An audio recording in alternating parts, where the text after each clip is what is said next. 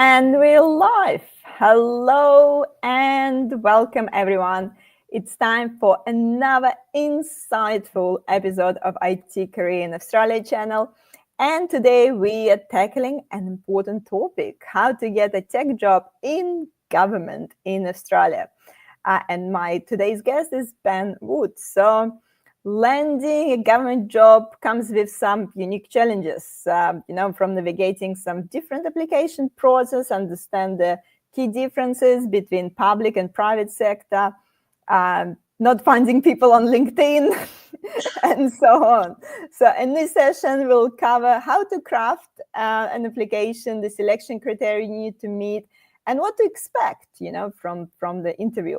So where you're transitioning from the private sector or starting your government career, this discussion will equip you with some knowledge to succeed. So make sure to bring your questions and don't forget to introduce yourself in the comments. Let us know what you do, or just at least say hi in the comments, because if you're not saying hi in the comments, we don't know that you're here, and it's kind of sad. So before I'll pass it over to Ben, I just want to remind you quickly that we're streaming on LinkedIn and YouTube. If you're not subscribed to my YouTube channel, then you know what to do. Go and subscribe. If you're not connected with me on LinkedIn, guess what? Go and connect with me on LinkedIn. And also join my meetup group. And especially if you're in Melbourne, definitely join my meetup group, because we have a lot of, not a lot, but enough face-to-face events in Melbourne too. So make sure to join the meetup group as well. So we have quite a few people saying hi. Vidav here, Samyan here, Samet here, Mike here, Natalia here. Thank you guys all for saying hi. Great to see you.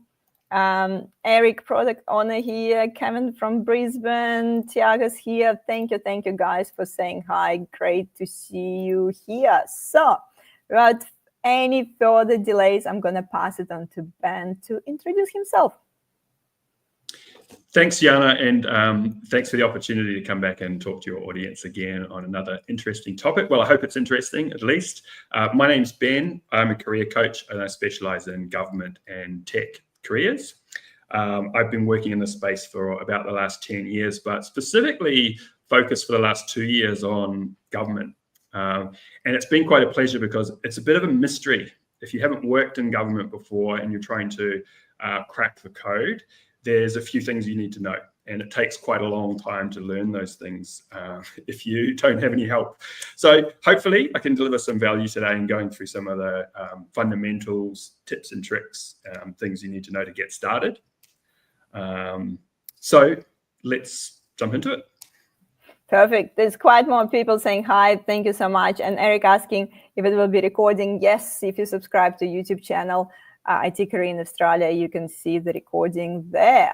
Anyway, guys, I'll pass it on to Ben to run through a little bit presentation.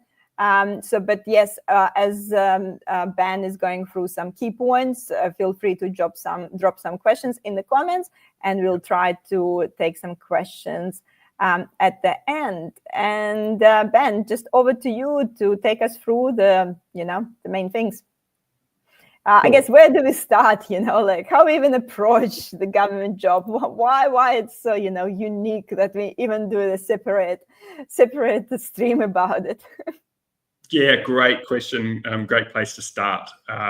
We have some known unknowns. If you haven't worked in government and you haven't had a lot of experience in government interviews, there's two key things that you really need to understand and do well. And public servants learn this over time in their own career growth. They learn how to do these things and they get practice. And then once you get on a panel as a leader, you see how the sausage is made. You understand it from that panel member point of view. But the two things you need to crack are application documents, addressing selection criteria in your application documents. That's a really fundamental difference. And the other thing is interviewing well. And there are definitely some nuances and a different approach that's needed for government interviews. And we're going to touch on some of those topics today. First of all, though, I like to just let's get everyone on the same page with some of the terminology and maybe demystify some of the terms you might have heard. And there's actually some interesting numbers in here when I was doing this research. There's actually 2.5 million public servants in Australia. Can you believe it? This actually includes, though, all the nurses, doctors, everyone in healthcare, everyone in the education sector, everyone in the army, the Australian Defence Force. So you can see some numbers there. But terminology-wise, we talk about the federal government or Commonwealth government, mostly in Canberra, not all in Canberra. They have a national presence, but most of them are in Canberra. That's also known as the APS, Australian Public Service. So those terms all mean the same thing. APS, Commonwealth, federal government.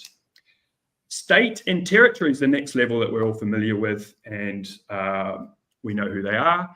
And that healthcare and education comes under that banner as well. Then we've got local government, and local councils obviously have that complete coverage over all of Australia as well. And there's 200,000 employees that work into local councils. Now, one thing that's probably on all of your minds, and maybe could be even the reason you tuned in today, is to actually learn a little bit more about visa requirements for jobs. And look, there's no shortcut. I can't give you a back door to get around this situation of not having the requisite visa level. So yes, it is true. Now, there is some nuance to this, and there are some sort of technicalities. I won't get into them now, but for all intents and purposes, what's on the slide there is more or less the visa requirements at each level. So if you are a PR, the good news is you can work in most state and territory government roles. Local government, I've had first-hand experience of helping a lot of graduates on graduate visas get into roles in local government. So that's the sort of area of most flexibility. But yes, to access those, especially IT systems with what we all do, right? To access those systems at a national level, you need security clearance. And to get security clearance, you need to be a citizen. So there's really no way around that. Yeah, I guess we're not going to talk much about the visa, but if someone has like specific questions, we had a live stream about it, like some different visa pathways for tech professionals. So I recommend to check it out. But yeah, so what's, I guess, the difference band between the, what's the difference between public and private when we talk about job search? Yeah, and that's getting down to brass tacks, right? Why are we here? Why do we even need to have this conversation? I explain it by the fact that we have merit-based recruitment in government. And you could say, of course, we have that in private sector as well. Yes, that's true. We do hire people based on their merits. Can they do the job? But merit-based recruitment is embedded within government, and it's reflected in their recruitment practices. So at the federal government level, they have the most, let's say, mature processes around being transparent, being auditable, and it's all about procedural fairness. Every candidate gets treated the same way, including candidates with disabilities or any special needs. So everyone gets a level playing field. So therefore, this is actually, I think, the gold standard of Australian recruitment based on merits. So that, in other words, another way to put it is there's the least discrimination and bias. Now, of course, there still is discrimination and bias, and of course, managers want to give a job to their mates and things like that. But let's just say those merit-based procedural processes are really the best you'll find in all of Australia. Going to a state and territory level, they have the same rigor and integrity as well, definitely. But there's a more, there's a varied application of it. There's still high integrity, but it varies from place to place. Same with local government. But I have it on good authority that there's some local government, I know firsthand that, for example, Brisbane City Council takes this very, very seriously and has very transparent, auditable, fair processes. But that implementation does vary, and obviously it varies on the capability that individual local council has in terms of their HR and their capability to do this. But that's basically why we're here. And it was a perfect question, Jana. The next question is, what are the differences, right? And I think it's actually really important to understand this concept, because if you don't, people learn this the hard way, right? They'll get an interview for a great role and then they rock up to the interview and it's like completely not what they expect. In fact, I've got a question for the audience. If you have had a government interview, if you've experienced a government interview, put in the chat, give me a couple of words of what your experience was like. One that I hear all the time was, it was cold.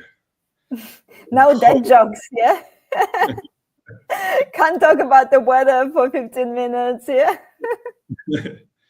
So to create this level playing field for merit-based recruitment, there's a highly structured process. So we give, each candidate gets exactly the same amount of time, they get exactly the same questions, and any other special conditions are exactly the same across each candidate. So we don't give anyone preference. Now, what this actually means too, is if you think about an interview in progress, if I'm interviewing you and you give a pretty average answer, it's not really hitting the mark, I can't really say, oh, hey, Jana, look, talk to me a little bit more about that. I didn't quite understand that example. Can you talk me through how you started that project again? I can't really do that because I'm coaching you there then, right? I'm giving you an advantage that other people don't have. So you'll find that the panel interview can be quite cold. Impersonal is another word that people use to describe this. There's limited interaction. So with private sector, it's more conversational, and always the best interviews in private sector are conversational. You just get a bit of a to and fro going, you ask questions, you get them talking. The best interviews in private sector are where the interviewer does the most talking, funnily enough. Another key difference is every role is advertised. And this is a real, this makes our life really hard, because you are often applying into a role where you're competing against someone who is already acting in that role. And again, this is another thing that people put, it's very discouraging. People can deliver the interview of a lifetime, and they don't get the job, right? And it's because they're competing against someone already doing it, right? Who the hiring manager really likes. So if I'm a hiring manager in government and Jana's working for me and I really want to give her a promotion, I've got to advertise the role. I've got to interview 10 different people, and then hopefully Jana comes out the best. So that's a big difference. I definitely had the experience in my last consultancy that I worked at. We put the same candidate for the job that he was already doing to extend his contract, and he didn't get the role. Yeah. So, and he was working there, but he didn't do well in the interview, and he lost his contract. Yeah, it happens. And I was coaching a person last year who was the challenger to the incumbent, and she got a permanent role and displaced the contractor that was there for 2 years. It caused a bit of conflict because there was a handover period, I think. So look, that's the reality of what you're up against, is that you are competing against internal candidates. Being structured, there's a pass-fail. So there's actually a marking system, theoretically. In practice, you have to impress the hiring manager. You need to say the right things and be an authority. And as I said I've got down the bottom there, your answer needs to be evidence-based. You can't rely on your riz in the public sector. It helps if you've got it, but it's evidence-based. And that's quite a different approach. It's a subtle one, but it's quite a different approach to private sector. So evidence-based, and there's a scorecard. What I mean by scorecard is there's actually like a capability framework.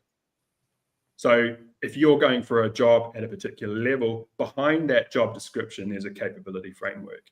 And the judges, that's effectively like their scorecard. So you need to provide evidence that you're operating at or above that level.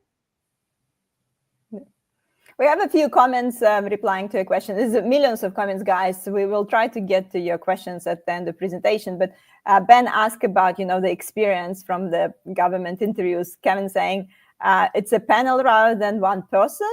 So I think that's, quite often they have a panel.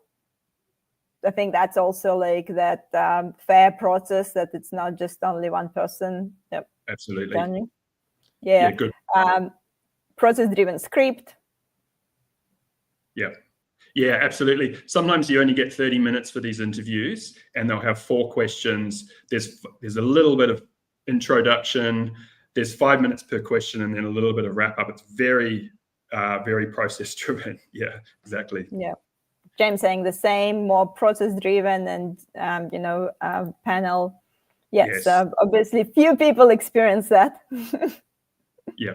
The panel format is probably the most fundamental difference, right? Is you're staring at a room of 4 people, rather than that just one-on-one. Yeah, great comments. Thank you. So I'll go on to the next slide. Let's just talk about your application basics, and we'll see how the session goes, because we can have a bit of Q&A and free-flowing discussion about some of the questions around application, what to do, how to write your application. Selection criteria writing, though, is everything, right? You've really got to master the skill of providing selection criteria when you apply for a role. And it's really about learning the STAR framework really well and being comfortable with that STAR framework insofar as you can use it in a written document, and that same story, that same example that you're putting forward in the written document is what you'd say in an interview. So one of the questions I get quite often when we get into it is, do you have to use different examples? Do I have different examples in my cover letter and then different examples in the interview? Not the case. Put your best example forward. But yes, you do need to write in that STAR format style, and the documents for applications can get very long. They can be multiple pages long, the cover letter style document. I might cop some flack on this one, maybe get some pushback from people, but in my opinion, from being a CV writer for almost a decade, there's no government-specific CV format. I think if you've got a really good CV, there's really no difference. It's quite common, the government might ask you to put referees in your CV, but really there's no difference. If you've got a good quality CV for the private sector, it's equally as applicable to the public sector. And guys, if you want to look at some CV templates, we had a few videos with Ben, and then he talked us through like the best resume templates, and we also did some live tech resume reviews. So if you have any questions about resumes, I really highly recommend to go back to these streams, because as Ben mentioned, there's probably not that much government specific at this stage. It's more about those selection criteria. Yeah, 100%. The way applications are assessed, first of all, is that each panel member will look at your selection criteria document or your cover letter and your CV, and they kind of have equal weighting. But in practice, your selection criteria document is the most important document. Then your CV is going to be scrutinized for evidence, just to back up the sort of summary statements and claims you're putting in the selection criteria. But the selection criteria is the most important document to be concerned with. Cool. So just talking about interviews for a little bit, and yeah, honestly, I think interviews is maybe another 2 or 3 live streams put together about different interview questions you might get, how to handle them. I've just finished, over the last almost 6 months, I've been working on this course, which I'll release through my website soon. And I've recorded about 5 hours of content on how to interview well in government. There's a lot to it. But look, at the essence of it, you need to be good at STAR storytelling. And that's everything. You need to be really versatile. You need to have a library of stories. I talk about having a STAR story inventory, where you have your collection of stories and you know what themes are covered in your different stories. And to be well prepared, you should have at least 4, if not something closer to 6 or 8, really, of stories that are well practiced and that you can pivot to different themes.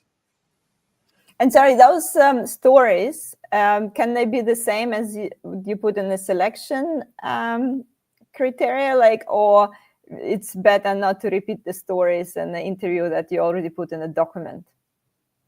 Yeah, I get this question all the time, and you can use the same stories. And in fact, the panel will be expecting you to use the same stories because you've got to put your absolute best foot forward in the written document. And if we're talking about, I don't know, an example of you implementing DevSecOps practices, for example, it's likely to be the same example, right, from your career. It's the best example of that you're going to put in your written document, and it's the best example of that you're going to talk about in the interview. So don't worry about repetition.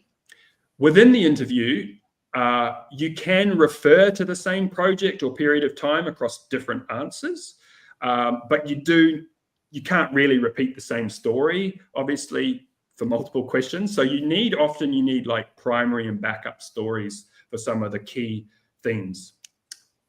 Now, the key things, particularly in federal government, there's a capability model that's called the ILS. And the key capability themes are around these pillars of soft skills, if you like. So it's working relationships, achieving results.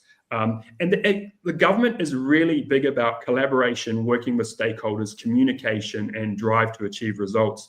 So there's actually the standard theme of story, that you need to have in your toolbox. So when you're preparing, you can build this map and make sure you've got each one of those themes is really solidly addressed by your stories. Ben, there's quite a few questions there in terms of the selection criteria. Just to clarify that that's a separate document that you're preparing. That's not a part of your CV. It's an actual separate document that these questions will be when you actually hit the apply button, and that you will be given those selection criteria that you feel. Yeah, 100%. So it's a standalone document. It's often called it'll be called a cover letter. Sometimes it's called a key selection criteria or statement of claims or pitch. So you'll hear those different terms used. And I've actually got some examples that we can bring up on the screen, time permitting, to talk about the format of those documents.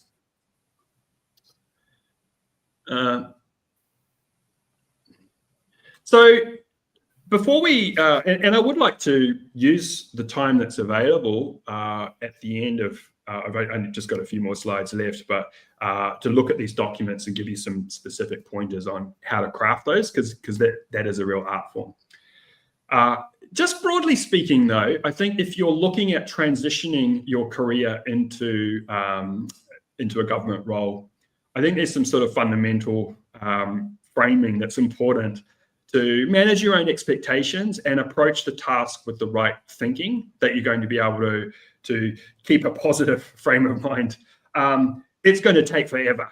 You've got to be patient. These are the slowest recruitment processes you will have ever experienced. I just had a candidate just a couple of weeks ago shot me back an email saying, oh, that coaching we did last year?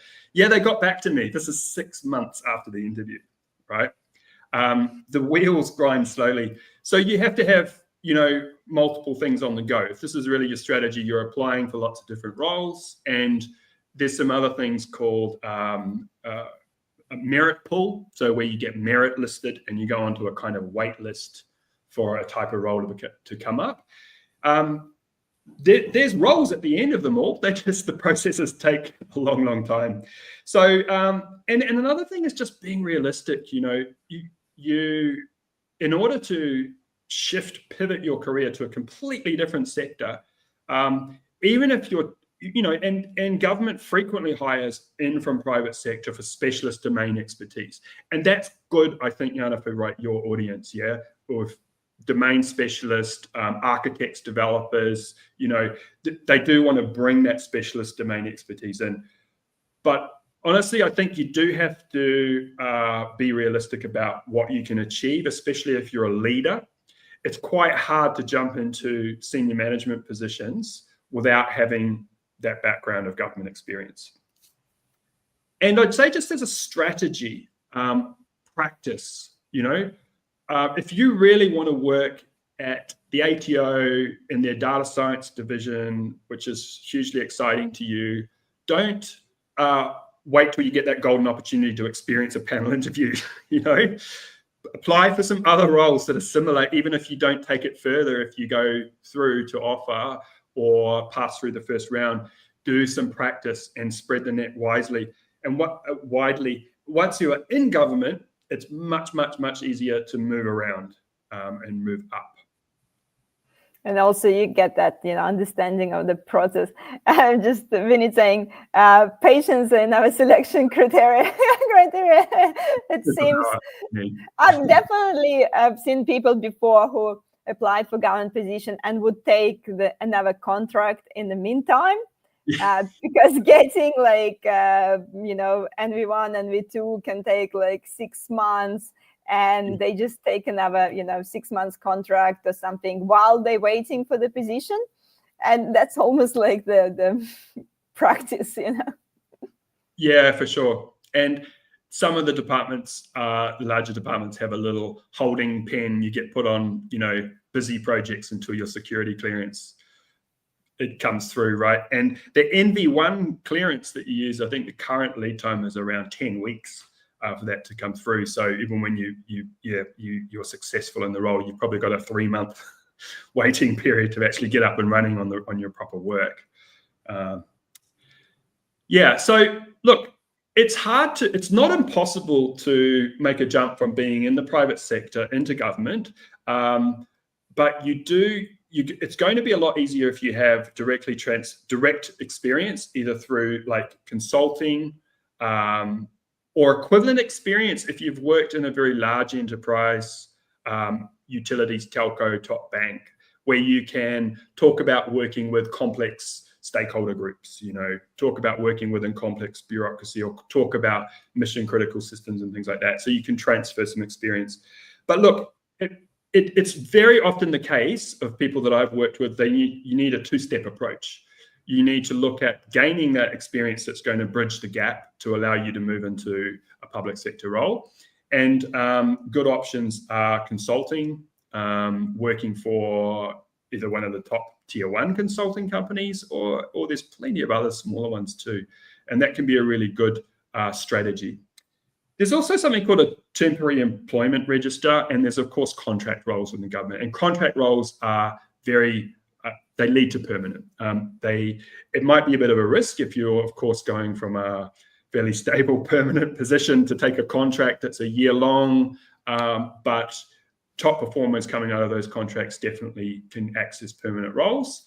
And it gives you the experience. It gives you precisely the experience you need. I think there's a few questions on that in terms of is any particular agency, agency sell you the security, a security clearance. I think there's obviously separate websites where you apply for government jobs, but not all the jobs you can apply directly. Some jobs will be available only through the agency as well. That's my understanding. Is it correct, Ben? Yeah, that's right. And you frequently, if you search for, you'll see them all on Seek, and they're through companies like Hayes, etc. There's not really, I don't think there's any specific, they're not hard to find, put it that way, and there's not really any surprises about who's handling them. I don't think there's any one company that does it all. The job websites are very easy to find. It's apsjobs.gov.au, and then the state and territory government ones are very simple to find. It's to just I would New South Wales, I think, and via New South Wales and things like ACT, so I think some of them you can't just directly apply. So it will be the listed agencies who can represent you to apply for these roles as well. So then you will have to go through the agency. Yeah, that's right. The temporary employment register that I mentioned, there's actually a really good way to get in on. It's kind of like getting on a wait list. So you're pre-approved for roles that come up within a department. It's actually a device, if you like, for a department to be able to recruit faster when they need staff to come up. So, for example, you might, if you've got cyber skills, for example, those cyber analyst roles are in demand, right? So if you could get on a temporary employment register with that cyber skill set, it's a pathway to getting picked up by an agency for a role. lastly, and look, honestly, this Reddit forum that you can find, I haven't got the link there, but you'll find it. It's Australian Public Service on Reddit. There's like 40,000 members in there, and it's a real goldmine. I think, there's lots of clashing opinions on various questions, right? Of course, it's Reddit. But nonetheless, it's actually a really good place to go and have a look at questions and topics that you might want to know more about, things around security clearances, wait times, what different departments are doing, how bulk rounds work, all of these sorts of things are there. Just, make sure you're reading the balance of comments. Really, I think, it'd be fair to say, look, of course, Ben's going to say this, but I would recommend you do work with a coach or a mentor, someone to help you at least with that initial application strategy, right? Like of writing your application files, reviewing them. There's lots of good public sector writers out there that you can work with. I think it's kind of essential. Well, put it the other way, you could burn a lot of time and opportunities by doing things the wrong way and stumbling through it, right?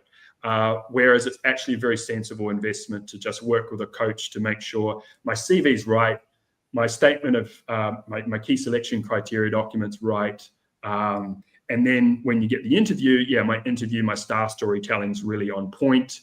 I know what to expect from the interview, so I'm not walking into a surprise.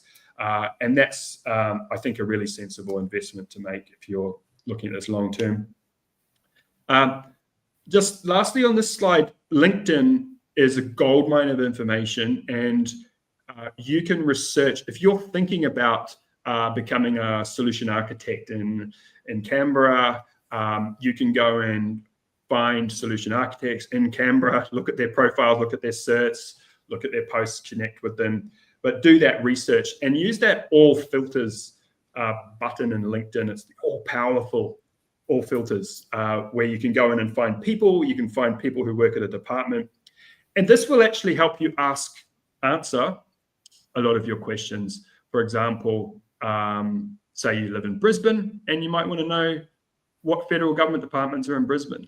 Do they hire architects that work out of Brisbane offices? Or there's lots of information and also networks. So if you combine that research there with looking at people in government who have got jobs that the sort of job you want, if you can use that all filters search, you might be able to add in like alumni or other types of common connection. You might have both worked at ANZ Bank together or something like that. If you put those two things together, all of a sudden you've got some really good reasons to tap into people and ask for some help, ask for some tips, and use that networking strategy. I think the trick, a little trick with government jobs, a lot of government people, when I think more when it's come to federal government, not the the state ones, but they just not on LinkedIn. They just don't do anything public. Whereas kind of that all high level of security, they don't. They're not supposed to reply if you're calling them, especially about job application. You can't ask any extra questions. So some of those, our favorite techniques of LinkedIn networking and networking in general, unfortunately, not always work in the government sector, because it's harder to approach these people, and there is also that risk they actually not gonna answer some of your questions because they signed a piece of paper that they're not supposed to disclose any information, and they're quite strict about it. Yep. I find within the government IT community, there is an uptake of LinkedIn. You'll find that, but for other parts of government, there isn't a broad adoption of LinkedIn, generally speaking. Yeah. But look, you can also stalk people, right? So that research, without connecting to them, you can just use it to sort of look at job titles, locations, certs, career pathways as well. So if someone's got the role you want in government, what was their background, right? Where did they work before they made that move, or which departments have they worked in? So you can glean a lot of information from it. Yes, and I think we have a question, next question, and I want to bring it back to the stage. Lost the question. Basically, there was a question: where do you find all these coaches? Yeah, you mentioned that, like, work with the coach. Obviously we have one right here. Yeah, Virendra is asking, where can I find mentor coach? Can I reach out to Ben? Yes, you can definitely reach out to Ben.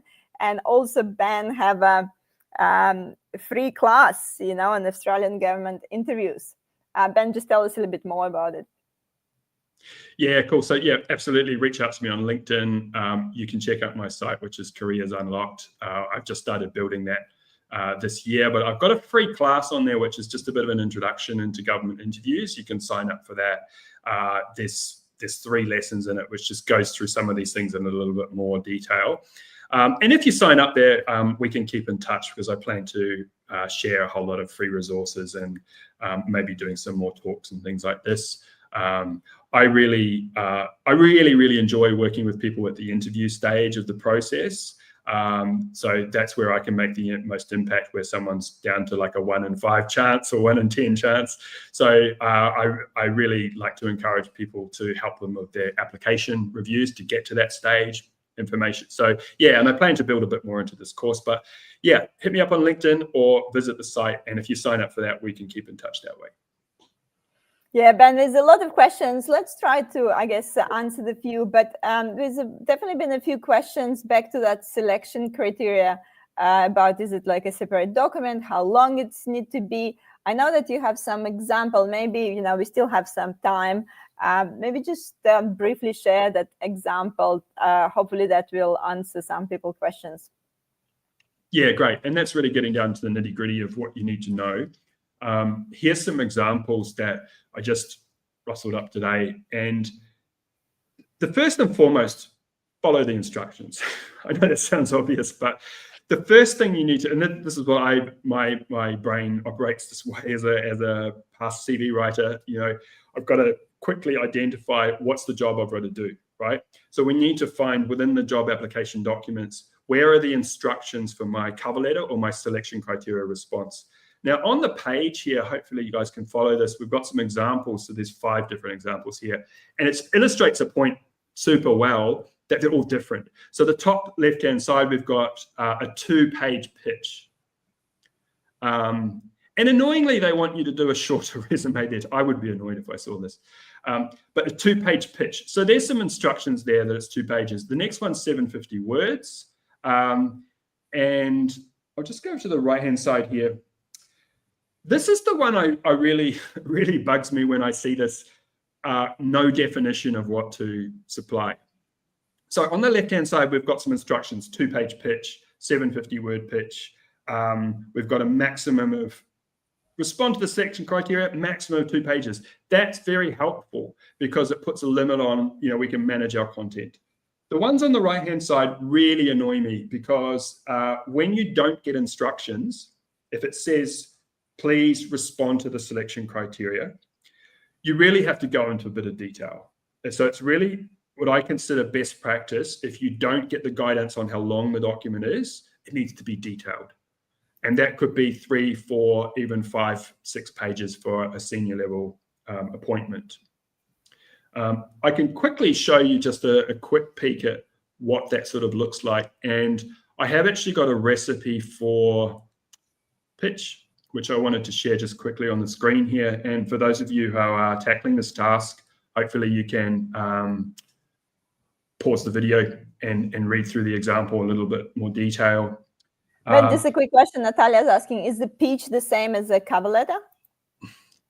Yes, it is, yeah. So when they ask for a pitch though, what I would recommend is getting rid of and I'll just show the example, but you know what I'm talking about.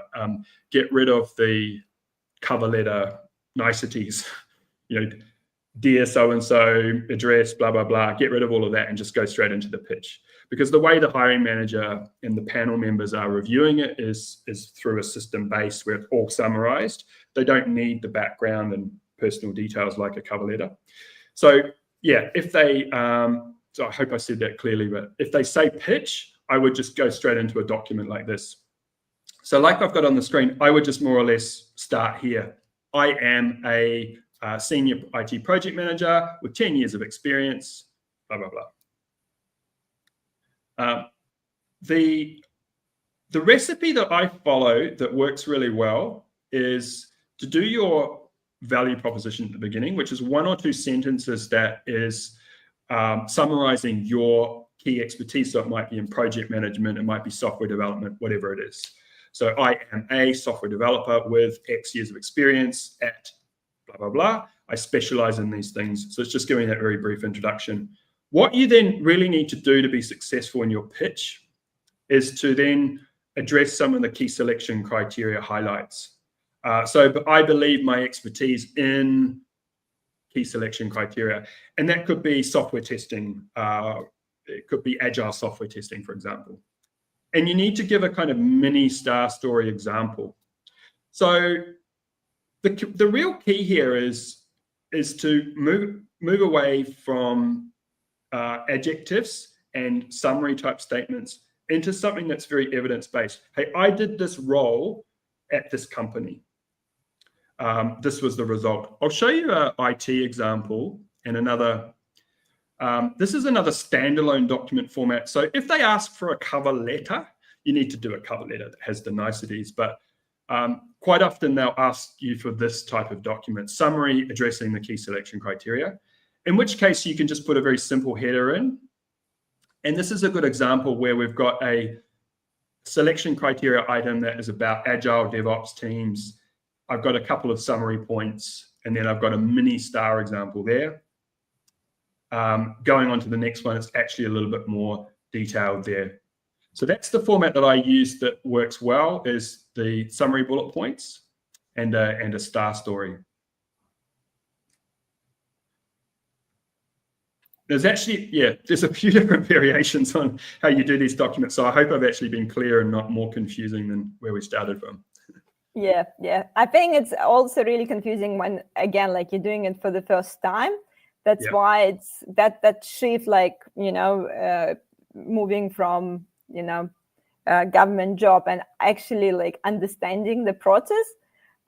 It takes just a little bit of time. So to understand that it will be that selection criteria, it will be those particular formats. So you can't just wing it. You need to do as it says in the instructions and reply a particular way. And Mike saying, where do I find these templates? You need to connect with Ben and book the call with him. Yeah, you guys can all book a call with me through my LinkedIn profile or through my website. And I'm very happy to share these templates and look at your specific example and talk you through what you need to do for a particular job. Very happy to do that. Sharon's asking, hi, Ben, I'm just curious, do you screen tons of applications manually? I don't really screen applications. I work with people preparing their applications. So yeah, I'm not involved on the other end of the value chain, if you like, where I'm reviewing applications. I certainly do a lot of feedback on individual ones. That's a lot of what I do, is jump on calls with people and look at their documents and give them some pointers. Yeah, Sharon, I really recommend to watch our live stream from last week. If that question come up, is the AI actually rejecting your job application? We really dig into last week if how many people actually going manually through resumes, and when it's come to AI. But I think AIs haven't come to government yet, but I could be wrong. I could be completely wrong, But I think like it just will take them a bit of a time to adapt particular technology because of that strict process and bias. So I would think they may be incorporating some, but I would think there's a lot of manual work. That's why you're getting response in 6 months. Yeah, that's for sure. Okay, I'm just quickly looking for, guys, we're running out of time. There's a lot of questions there. I'm just quickly running through the questions to make sure that we answer the main things. But as Ben mentioned, you can always connect with him on LinkedIn and book the call. And in terms of, there was a few questions in terms of security clearance in the beginning, but that's, that's chicken and egg situation. You need to have a job offer to apply for security clearance, and you can't just like suddenly go and get the security clearance. Am I correct, Ben? Or? Yeah, you need to have a sponsor to complete the security clearance process. I think you can actually complete parts of the assessment, but again, I mean, I think that's a great. That's not an area I have specialist knowledge in, and that's probably an ideal thing to jump on the Reddit thread and have a look there, because there's lots of comment threads on that topic. Yeah. So certainly, I would say. So I'm sorry to cut you off, Yana. It is actually very, very valuable once you get security clearance. It's hugely valuable, right? It's an asset. So if you can get that, like as maybe working for Deloitte as a consultant working in the federal government, and you're security cleared, it's a really great asset to have on your profile if you're looking at making that shift into permanent roles. Theoretically, you shouldn't be discriminated against based on whether you have the clearance already or not. But obviously, if managers have an urgent need, they want someone who's security cleared is their preference, right? Yeah. And coming back to those state government, federal government, we have a question. Do these local governments, like city council's position, go directly to the market, or they handled by recruitment agency? Yeah, they're varied from what I've seen. So I think, yeah, and there's literally hundreds and hundreds of them. So yeah, I think they all handle it differently. They're usually not hard to find, these opportunities. Yeah, but I think it varies is the short answer. Yeah, and I think Natalie was asking, but I think someone already replied to her. If you're New Zealand citizen, can you still apply for state government?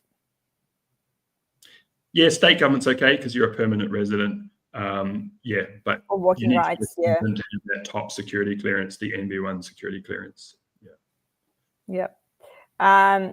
Okay, let's take one more question. Would you recommend cold calling the hiring manager after closing date for application? That's an easy one. No, I wouldn't. Yeah, they have very, very rigid processes, unlike the private sector, right? And you guys are probably all seeing this very valid advice that you have to hustle in this job market, right? You have to connect with people on LinkedIn. You have to hit them up on their email and call them, and be professional but polite and follow up. Very different in government. You're not going to get anywhere really calling it doesn't work. They've got a very rigid process, right, that they have to follow, their own internal reviews and process and approvals.